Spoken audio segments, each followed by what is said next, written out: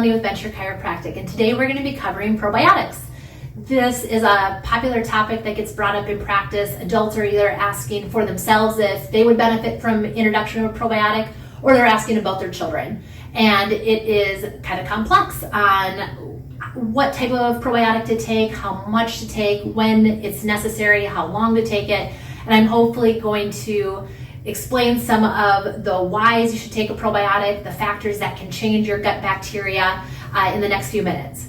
So your gut is relatively immature at birth, and the goal is to establish a good gut flora or bacteria profile as early on as possible.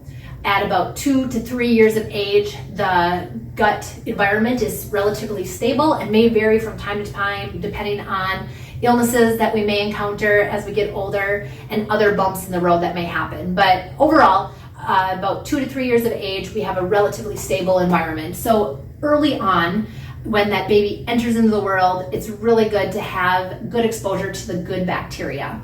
We have both good and bad bacteria at all times in our stomach. We just want the good bacteria to outweigh the bad, and that is why probiotics can be very beneficial.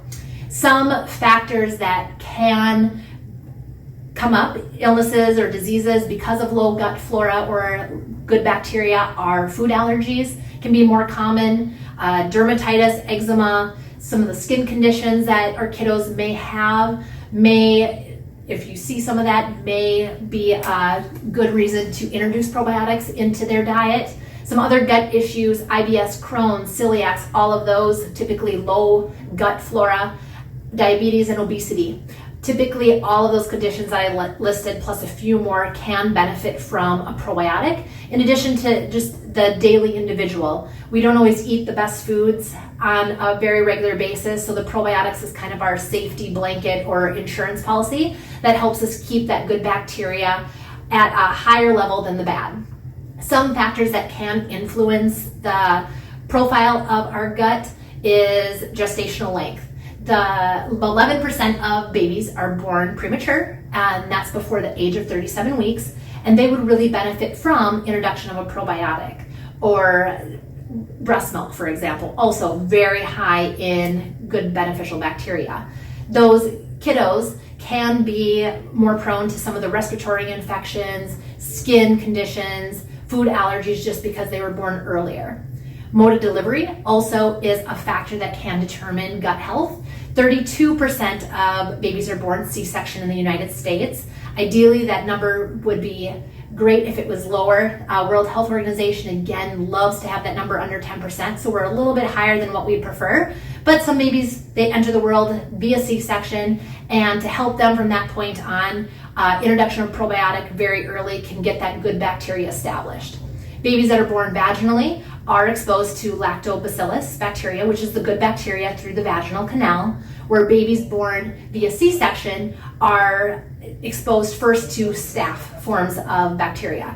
We ideally want, again, the good to outweigh the bad, so probiotics can help those kiddos that do enter the world via C-section. Other things, feeding protocols, if it's breastfeeding or formula-fed babies. Breastfed babies do get prebiotics and probiotics. The good bacteria is there naturally in the milk, where formula does lack in some of that profile. So a probiotic introduced with the formula, very beneficial. And then finally, antibiotic exposure. The antibiotics do not care if it's good bacteria or bad bacteria in the gut, they eliminate it all. And so introducing a probiotic for at least 2 weeks longer than that antibiotic which was given can really strengthen that gut to help us hopefully get out of that cycle of repetitive antibiotic use. That is really what we want to go away from. So those are some of the factors that can change the bacteria profile of our stomach. So from there, what probiotics to take can be very confusing. Not saying you take a probiotic is like saying you have a dog. It doesn't explain any of the details or what illnesses or diseases that it can protect you from. So knowing the exact profile, if you flip over the back of the probiotic, you'll see hopefully a lengthy name behind it. Each one of those things that it lists really focus on a specific strain of bacteria and also age population that would benefit from the probiotic. So in the office, we have a baby one, we have a children's, and then we have, and there's only 2 right here, but we have a wide variety for adults that would benefit depending on what thing that they are trying to counter and what system of the body they're trying to boost. So with that, infants really can benefit if C-sections are present, if they have some digestive disruption, some skin issues such as eczema, dermatitis, those types of things, great time to introduce that. And if you are confused on what type to have, how much to take, that is why I'm here. I'm here to help you to kind of weed through the muck and the mud and figure out what would be the best for your child or yourself. So remember, we are here at Venture to help you move better, feel better, and be a better you. Everybody's moving, everybody's moving, everybody's moving, moving, moving, moving. Everybody's moving, everybody's moving, everybody's moving, moving, moving, and stop.